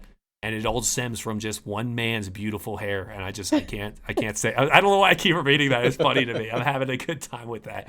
But absolutely, it's just for real, David and Ashlee, I wish we had 5 hours to keep talking more and more and more about your stories and the vibes of your stream and like things like that. But you know what? It's only been 1 year of podcasting. We have another year coming up, and I am excited for that next year. But you know, maybe it's time we include the viewer and the listener of the podcast in on these bad boys, you know? Change the subject a little bit. Maybe we'll see. Well, let's see what they decide. Ashlee, for those who don't know, this podcast accepts emails and voicemails. If you have questions, state anything, reach out to us. Please keep it clean. If you don't, we'll just delete it. It's not going to make the air, but email at arcadeparlorcast.com. Send an email if you have questions, or send us a voicemail if you're too lazy to write like me. The number is 402-915-1082. I'll repeat that again at the end of the podcast. But Ashlee, do you have any good emails that our wonderful viewers? We have quite a few emails today. We'll start with the first one here. I have not read any of these, by the way, so I'll do my best. This is titled 1 Year Email. It's from our good friend, Donald WD518. We love you, Donald. It says, "Hey, you big-headed nerds," and Ashlee, "happy 1 year. Okay, I'm going to paint the scene. You're in a nice business suit in the top of a skyscraper in a corporate conference room. The biggest budget known to man, guaranteed approval. You get to create or completely remaster a game of your choosing. What would it be? P.S. Cheese Pops has a big head." That's a fact. Wow. It doesn't hurt my feelings, but you know what they say, the bigger the head, the bigger the brain. So thank you, Donald. I am one of the smartest people out there. I appreciate that. So what do you think, David? If you could make any game, remaster, fresh. Remaster, remake any game. Oh man, what would that be? I've always had a love for, and I think it would be cool. We'll never see it. Maybe like Star Fox 64 would be awesome to see, completely remade in a modern engine in some fashion. Yeah. I've played Star Fox. I haven't played it in a decade plus, but I played that so much, rented it so often, should have bought it, but rented it probably 3 times the cost of what it would have been to buy it growing up. And I think Star Fox 64 would honestly be, it would be a day one buy for me. I would play. I think that might be my go-to. It's a good answer. Like the one on the Wii U was good, but the controls were so jank. And like I know Nintendo's stance of like, we're not just gonna make another one of the same game. There has to be a reason behind it. So they'll change things for the sake of changing, which has helped them out. Because I was thinking about this the other day. Like I love Halo. Halo 1, Halo 2, Halo 3, some of my favorite games, and they've only gotten better. They've refined everything about those games, and I completely kind of just stopped playing them because what am I getting? More of the exact same. And so on one end, I'm like, just give me more Star Fox 64. That's all I want. But now I also get like, they just gave us the best Halo game of all time, and I didn't even play the campaign because like, I still have 1, 2, and 3. It's the same thing, and those are better. Give me Reach, you know. Right. What about you, Ashlee? Come on, we all know the game I'm gonna pick. It's Bart's Nightmare. I didn't have Bart's Nightmare. I had Virtual Bart. Or I always I still mix have those up. And as soon as I said Nightmare, I panicked. It's gotta be Ocarina of Time. It's gotta be Ocarina of Time. Can they make it better though? Like, yes. They made it HD. I even think with the HD, if it got a complete reskin. So I would also like to say, I'm not looking for an HD version. I'm looking for like a ground up rebuilt different engine in these games. I think is what we're talking about, right? Like think Resident Evil 2 to the remake, like the differences that they made, and it's a completely different game at that point, right? I don't know what that would look like for some of these games, but I think that's what we're getting at with these remasters, right? They're rebuilt from the ground up. So in a Zora's modern Domain engine. wouldn't just be that one spiral hallway with the king. It'd be fleshed out, this huge area of Zora's Domain. Okay, I'm riding the trolley now then. I think that if we saw modern graphics on Ocarina of Time, it would solidify its place as the best game of all time to a lot of people. And I mean, it's a great game as it is. As a kid, I remember playing it, and it was just the most beautiful thing I had ever seen at the time. But I think that it would just be such a huge success if it got a complete reskin.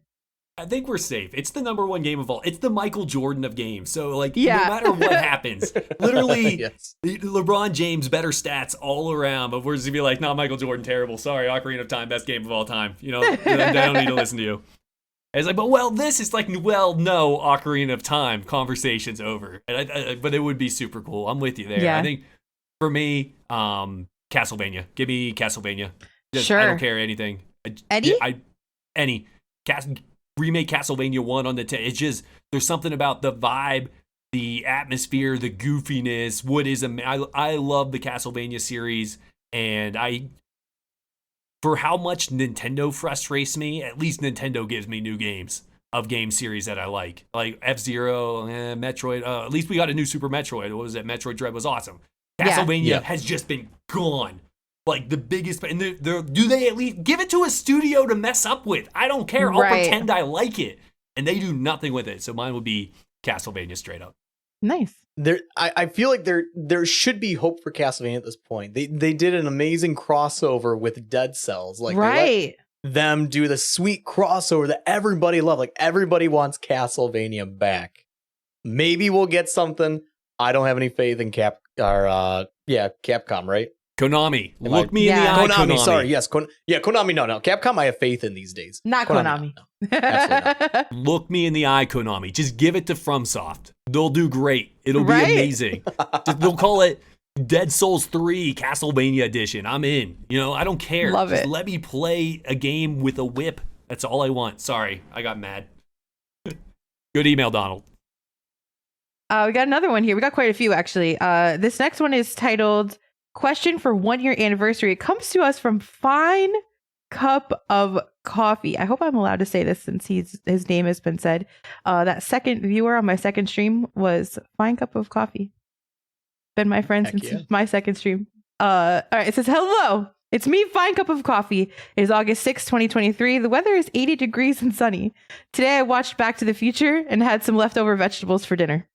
My question is, after a year of doing the podcast, what is a moment in your gaming life that you are most proud of, like beating a hard challenge or whatever? XOXO, Fine Cup of Coffee. P.S. Congrats on 1 year. Wow. Congrats, both of you. Big time. That's a huge accomplishment. I mean, I've been here for like, what, a fine cup of coffee, but that is huge. I'll start on this one if you don't mind. Because I know we talked about like a moment that we're really proud of, a challenge like sparked me. So when I decided I was going to get better at Mario Maker, I've created quite a few challenges in Mario Maker, but my first challenge I ever created was called the Get Good Challenge. And I started playing the top 100 most popular expert and super expert levels. And that's how I decided I was going to get better at Mario Maker. And it just kind of like all these people kept saying to me like, Ashlee, I want to do that too, but I don't want to copy you. I was like, copy me? I knew anybody could play this. So I was like, you know what? I'm going to make it a challenge. And I announced it. I said, get good. Here's the challenge. Top 100 expert, super expert, all time, most popular Mario Maker levels. Beat the 200 levels. You just got better at Mario Maker. And it caught on like wildfire. There's like I think there's like 35 streamers now who have done the Get Good Challenge. And that's like crazy in our small community. So when I actually beat the Get Good Challenge, I was so proud of myself. I couldn't believe that I had actually done all those super expert levels at the time, you know, and now I'm like being a lot harder of levels than are in that challenge even. But that was a big moment for me when I made a challenge. It got popular in our community and I actually beat it myself. That was pretty cool.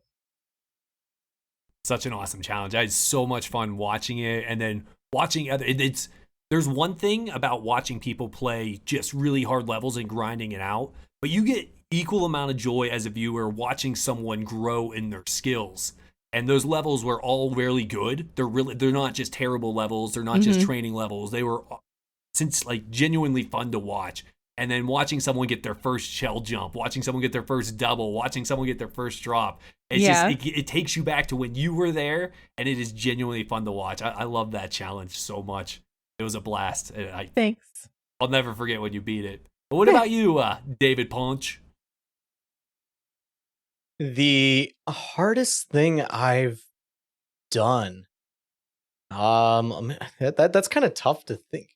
All the years of playing games, even like looking back at N64 days, other than maybe fighting the controls themselves, honestly, one of probably the more difficult games, a little out of my wheelhouse that I played, was a couple of years ago on stream. I actually played through the entirety of Alien Isolation, which is it's hard in a stressful way. It never lets up. The alien's always right behind you, ready, whatever. It's a difficult game. It's all about stealth, and I think maybe that might be the hardest game I've played through. I don't typically grind really difficult games on my own, especially these days, because I just want to sit back and kind of breeze through a game these days when I actually have free time to play a game. And that might be one of the more difficult ones that I've done. Now, I am that might change soon. I am playing through Elden Ring, and that's proven quite difficult in certain areas and stuff like that. So maybe this will be the one. I know there's some very difficult things coming up in it, but I'm having a good time with that. But I think as of right now, maybe just like Alien Isolation, to be honest. I can't think of I know there's old school games that are just like unfair. Like there's no way anybody can do this or do that, or it doesn't make any sense why some of these games exist. I'm not really including those per se, but yeah, I think that might be my answer, to be honest, right now. It was a big moment in your stream when you beat Lion King, in my opinion, because you played it for the first. You were gonna say that too, Pops. I was gonna segue by just going Lion King. Got it. I beat it in like 4 hours though. It didn't take me that long to beat. I didn't actually find the game that difficult, to be honest. There was some cheap whatever, stuff, bro. But I think it's maybe because I played that in my adult age. Maybe it's just because people played as a kid. They didn't think it was that tough. The waterfall. Or they thought it was really tough as a kid. I don't know. The waterfall is so rough. The blind jumps. The lava area where rocks hit you in the head, and then here comes a bat to knock you off the ledge. You got to jump, hit the bat midair, land back on it, and then get back. Okay, and now it's pick a door with hyenas everywhere, or jaguars for some reason, because they had jaguars you fought in the game. I know. And so you go in this door. Here's 19 jaguars. Sorry, wrong way. And then you get to Scar. And it's like he's sitting there breathing hard, and you fought the whole way there. You're like, I don't know what to do. I guess Poncho Taco David's just a better gamer than me. I'm just saying, I might as well hit these 3 buttons, throw them off the cliff. Why didn't you guys think of that? It did take me, it might take me 6 hours. Like a stream and a half. Yeah. 2 streams. I don't know. I thought the platforming itself was decent, I thought. Pretty responsive, not too floaty or anything. But there were definitely cheap things that happened in it that I don't know how I figured it out. Maybe somebody sent me the manual. I don't know. And that's how I figured it out for the button pushes and stuff. But I did beat it in like 6 hours. It didn't take me that long. I didn't think it was the most horrible thing like people made it out to be. My wife loves that game. We play it once a year. We beat it once a year. And it's still just like, why would you even take the time to learn this? And she has it mastered. Like, she's like, jump here, half jump here. Do this. Watch out. Go left, right, left. I'm like, why? Why? It's such a weird game. Aladdin, great on Sega. Lion King, so good. Visually stunning. Not a great game. Visually stunning. For me, I started the stream. When I started streaming Mario Maker, I locked Mario in a jail cell. I don't know why I said that. And I picked a random Panga level. And I said, I'll never play as Mario until I beat this Panga level. It was like Geo City Cruise, Geodude Cruise or something. It had tens upon tens of thousands of plays, and only 42 people have beaten it. And this one unassuming night, I remember finishing it, beating it, and becoming like the 43rd person to ever beat that Panga level. And I'm like, oh, okay, we got something here. Like, wow. I just beat a Panga level, which I thought was going to take a long time. And it did. It took well over a year, but just getting to play as Mario, I thought was super cool. That's amazing. All right. Let's move on to our third email here, titled "I Have to Ask." This question comes from Eos Arm and Onami. I have to ask you two beautiful hosts and the Jackal, if you guys were to try and beat any Super Mario 2D game right now, which one would you each say you can beat the fastest? If you happen to pick the same game as one of the other hosts, which of you would say is better? Ooh, that's hard because the games are such different lengths. I think Mario 3 would take the longest because Super Mario World, get the Star World, and go to the end. But I think Super Mario Brothers on Nintendo, I think all of us, given an hour, could probably rush through that game pretty quickly because it just takes taking the warp zones in level 2 and then the next warp zone and level 4-2, I think it is. Or yeah, I think 3-2 or 4-2 to get the final world. And then it's a grind to beat that. So basically it would be us doing 4 levels in the final world. And I think it would have to be Super Mario Brothers, right? Like, it's not my best game, but I think it would definitely be the fastest one. I think. Yeah. It's not the one I know the most well, but I think in terms of speed, I think that would definitely be the fastest one. Like Mario 3, we could all get the whistles, but that last world is so brutal. It takes me about 12 minutes to beat Mario 1, and if I'm having a good day. Like if you have to start over. Obviously, you don't have a lot of lives and stuff like that. But it may take me a few tries. But like start to finish, like when I actually do a run of it, it takes me somewhere between 8 and 12 minutes to beat the game. Well, that answered the second part of that question. Ashlee is the fastest. Poncho and I are just look at this sprite work. I would not be fast. I've not played that game nearly enough.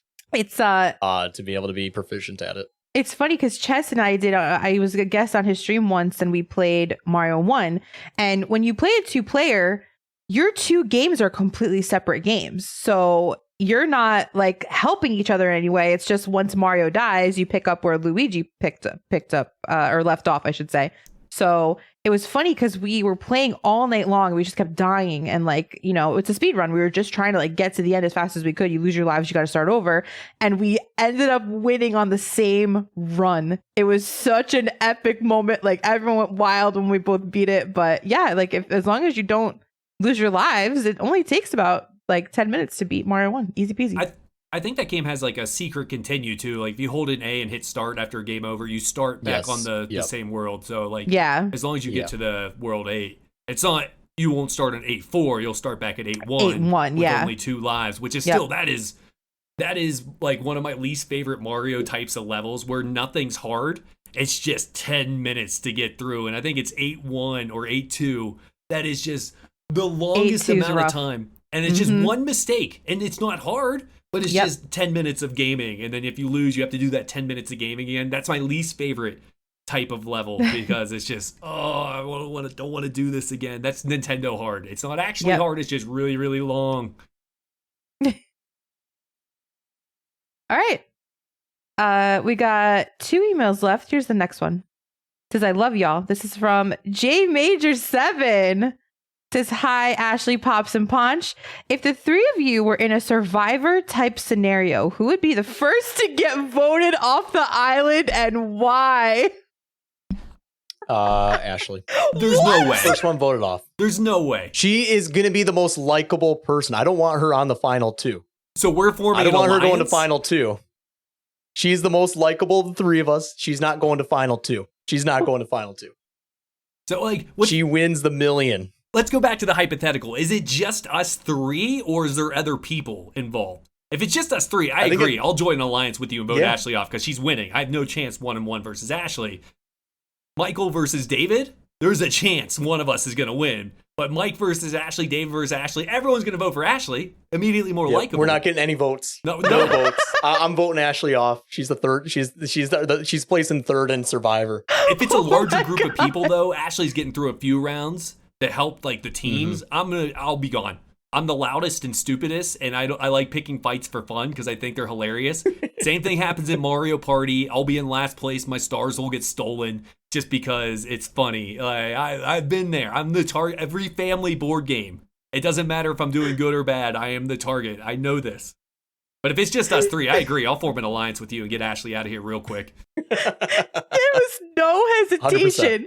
100%. no hesitation whatsoever. That question got read. Ashlee, we're voting off Ashlee. It's the best tactical answer there is. There's $1 million on the line. $1 million. One of us has got to win. And we'd have some deal too. We're like, hey, if I win, I'll just split it with you. Cool. No matter what, we're making out half and half. Love that question. That one was good. See you, Ashlee. Do I get to answer? No, you're gone. You were voted off. Good stuff. We voted you off. All right, I guess I'll save myself then and not reveal who I would have voted off. Well, now I know. Now I need to know. Or keep your you secrets. said I'm gone. It doesn't matter anymore. Tune in next time. We got to know when Jeff Probst is up there and he brings the statue up that has all the votes in it, and they put it because they know it's split. He reads one that says Ashlee, and then the camera zooms in on you. And then he pulls out the other one and has somebody else's. We know that's going to be Ashlee's vote because Pops and I, both of ours are going to be, and they're going to pace it in a certain way so that there's suspense. Who's going to be on that other one that Jeff Probst pulls out? You got to say it. It's going to be Pops. Why? Because if it's a likability against me, David Ponchataco, I win. And if it's a test of skill, being Ponchataco, I have a chance. So Pops is gone. Unless it's like ping pong, or if it's foosball, or it's like computer technology. If it's like I don't know. I lost a lot of weight, so I have some athleticism within me at this point in my life. I would kick your butt, bro. I would kick your butt in a lot of ways. So if it had anything to do with that or likability, Pops is gone and it's me against David Ponchataco. I'm winning all day long. I feel like Ashlee in a fight just comes in with the throat chop immediately. Oh, it's bad. Like we'll be like, bring it. I don't fight fair, baby. I'm in it to win it. That's awesome. I had a good run. You still got like 100. You still got like 50K or something in third place. Right on. Love that question. That was good. Last email. Here we go. It says 1 year anniversary. This comes from our friend Lopez. Hi, Lopez. It says, hello, AP.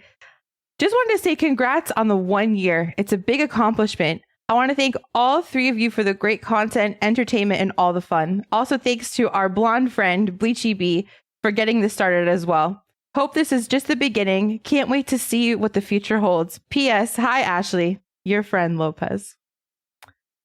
Aww. Oh, that was sweet. Can I answer that question? Yes. All right.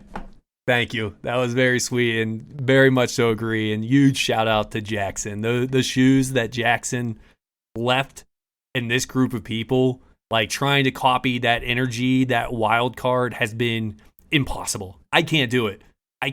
So I've just come to terms of like, hey, I'm going to have to be myself because Jackson was such a unique and special host. And shout outs to Jackson. He reached out and literally said, don't try to be me, be yourself. And like just such a vote of confidence made me go into my first time being on this with just like, I was ready to run through a wall and shove toilet paper down my mouth. It was such an exciting moment for me. So major shout out. That dude ruled. His last episode, I remember like I was listening to some parts of it the other day. I was re-listening to Bleachy's last episode and he had given his blessing at the end. He was just like, hey guys, we hadn't said it was you yet that was going to take over, but he was just like, guys, whoever this next person is, just so you all know, he is amazing. He's such a great person. He's going to do such a great job. And it's a different energy. You know what I mean? Like, as far as Bleach, like Bleachy was so crazy in his streams and he just did such wild stuff and ate crazy things and just was like, played games with his feet. Like he was like nobody else I ever watched. And it was so funny because he was so poised a lot, you know, when we did the podcast, he was really pro and sometimes even like soft spoken. But when he did speak, it made a huge impact and he was so like special. But when me and Ponch were like talking about what the future of Arcade Parlor was going to be, we both at the same time said, remember Pops? Remember his episode? And on the post show when we were chatting, like we all said, you got to come back. Like we were just like, we felt like we had unfinished business with your episode. We could have talked for hours more. and it you had gotten partner, and like it was just so amazing, like all the things that happened to you, like even like after your arcade parlor episode and stuff. And I just was like, I hope he has the time. And we just took a chance and asked you, and I was so happy. Like it works really beautifully, I think. Something I will never forget, Ashlee and David, and I'm sure I've mentioned it, I'm sure I'm repeating myself, but it is rare and borderline impossible to find people that want you to succeed. And really, friends, family, they might love you, but having people that genuinely want you to succeed in life is so hard to find. And what this podcast does, it puts people up on a pedestal to let them tell their story of who they are in hopes that they grow and succeed. And that is such a special thing. And when I was invited to be a guest on it, I was not partner at the time. And the weeks and the days and weeks following, I saw people from your communities flood into mine and help me get there. And I've made friends that I will have forever because of what you enabled me to do. And I will forever be, and Jackson, Ashlee, David, your debt for one, giving me that platform, and two, inviting me on to pay that forward to every guest that we have. Like, we genuinely love you. We genuinely want you to succeed. We want to laugh with you. We want to cry with you. And it's such a fun, nerd out experience that you guys created. And the fact that I can sit in the background and be the intern of this is amazing. And I just want to say that again, when you find someone that genuinely wants you to succeed, that is a rare thing. And thank you guys so much for letting me be a part of that. Absolutely. One of my favorite things after an episode with a guest is sometime during like the next week or two, I'll see somebody come into like my chat, and they'll be like, yo, I didn't really know anything about this person. I've been stopping by their stream more often. Yeah. And I'm like, that is so cool to hear. Like, I particularly remember one a couple guests ago, someone was like, I knew this person, I saw him stream, and never clicked on their stream before, but the episode made me click on their stream. I follow them, and I try to tune into most of their streams nowadays. That's super cool to hear that we've been able to do that for somebody. Get them that extra exposure in some fashion or something like that. And that's totally awesome to hear.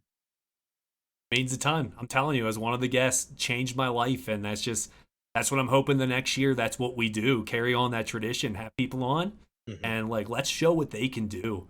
And you guys do such a good job. I'm trying to get better at shutting my mouth. As you can see, I'm still talking. Am I repeating myself? Yes, but it's so much fun to talk to both of you.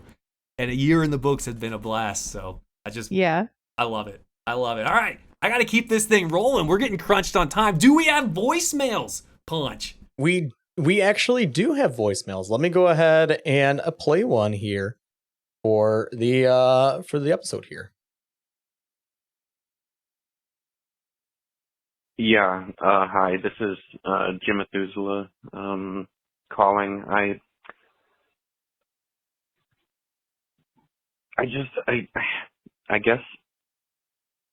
have a few questions that I'd like the illustrious hosts to answer. If you drop soap on the floor, is the floor clean or the soap dirty? And is the S or the C silent in the word scent? Oh my God. And then would Lightning McQueen buy car insurance or life insurance? And who closes the bus door once the bus driver gets off? And if two mind readers read each other's minds, whose mind are they really reading? Anyway, yeah, I'm just hoping that you can shed a little light on some of those questions. This is the best voicemail I have ever received in my life. How do we do this? Do we just, you take one, Ashlee? David, you take the next one. I'll take the third one. We'll go one by one. We'll just talk them out. All right, Ashlee, you're up. The first question they ask is, if you drop soap, does the soap get dirty or the floor clean? I'm gonna go that the soap gets dirty, because who knows what's on that bar of soap. You dirty in the floor, really? Because you don't want to be stepping on pure soap. You gotta dilute that and get rid of it. Nah, let's call a spade here, baby. You're making that soap dirty. We've all seen Harry Soap. This is true. All right, Poncho. S or C in scent. What is silent? I'm gonna say, geez, but I was about to say one versus the other because the other one makes a word, but scent without the C is a word. Scent without the S is a word. So, I just by looking at it, I'm gonna say the C is silent. Though I think the S is what you're hearing here.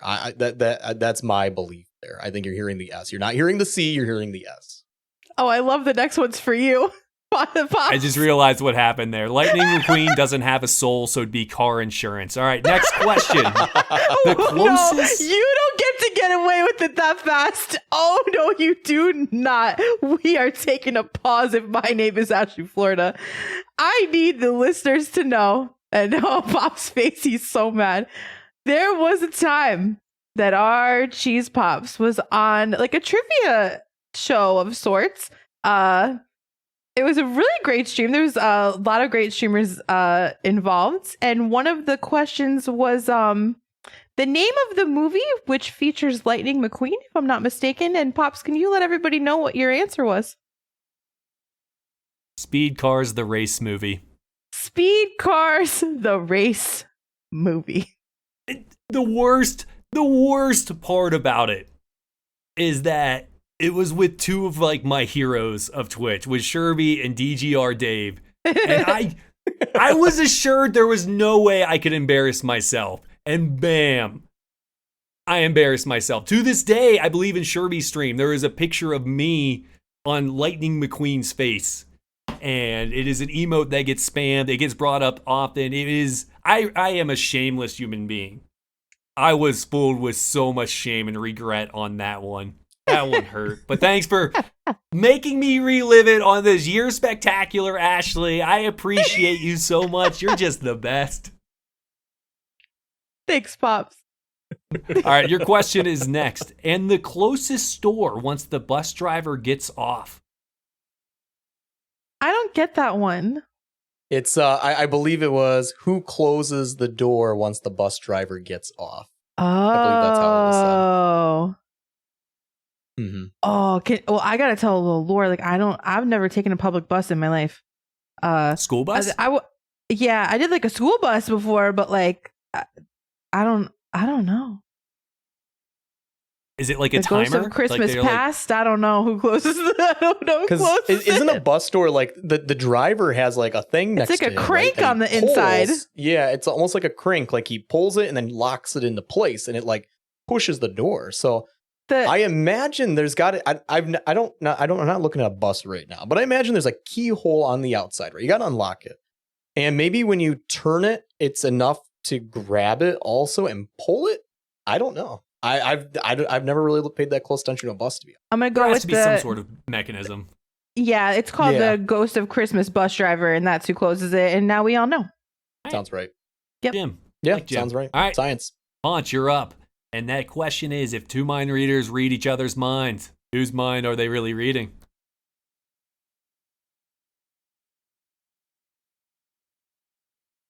They're reading the exact same thought that each of them are thinking.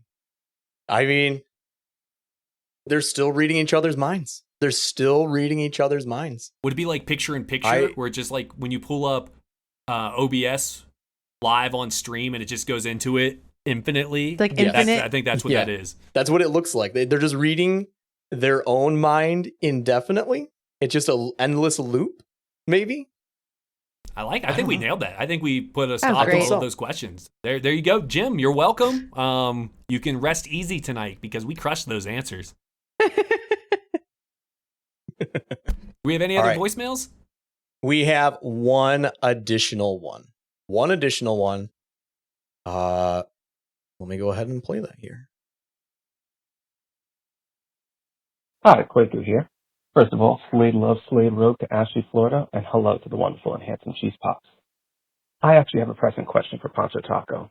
Why is it that you never say hi to Ashlee? And can you commit to saying hi to Ashlee, the best mod moving forward? Also, hi, Poncho Taco. I'm not going to do you the way you do Ashlee. Come on now. Kwaku, first off, thank you for the voicemail. I appreciate that.